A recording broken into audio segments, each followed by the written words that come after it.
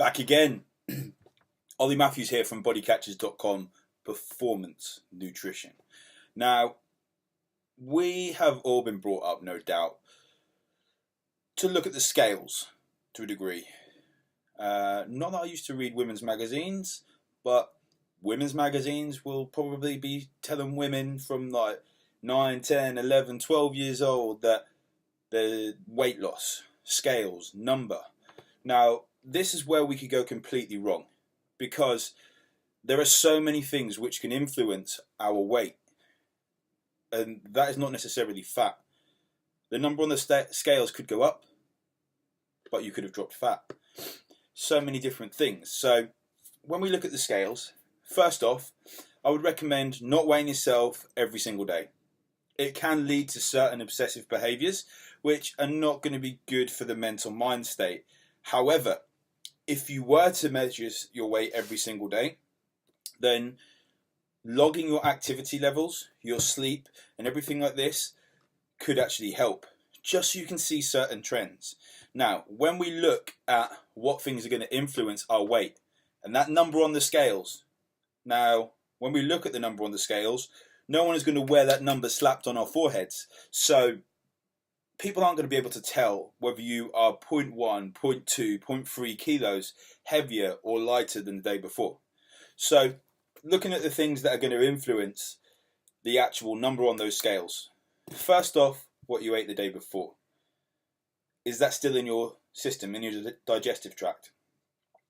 On that note as well, sounds a bit nasty, but have you been to the toilet first thing in the morning? On that note as well, did you weigh yourself last time first thing in the morning or 5, 6 o'clock at night? When you weigh yourself, also track the time. I will also tell my clients to make sure that they weigh themselves out of bed, go to the toilet, fresh up, and weigh themselves there. And make sure that this is something that you can do every single time you weigh yourself. Now, as well, sleep is going to be a massive factor. If you've not got enough sleep, potentially that's going to make an adjustment to the scales. Maybe up and maybe down. Hydration, if you didn't get enough water in your system the day before. If it was hotter the day before. If you done a little bit more activity the day before.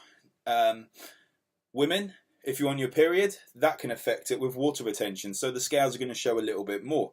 Also, another big thing is what you did training-wise the day before. Now, you'll probably notice a trend. If you do a really hard session, the day after, you will actually weigh a little bit more. Your muscles repair and nutrition in the muscles, inflammation and things like this are going to make a lot of difference to the actual scale weight. Your body is just recovering. That doesn't mean you've annihilated legs, you've done a massive cycle, you've done a really hard effort sessions with running, you've done a really hard swim, that you've put on weight, as in fat.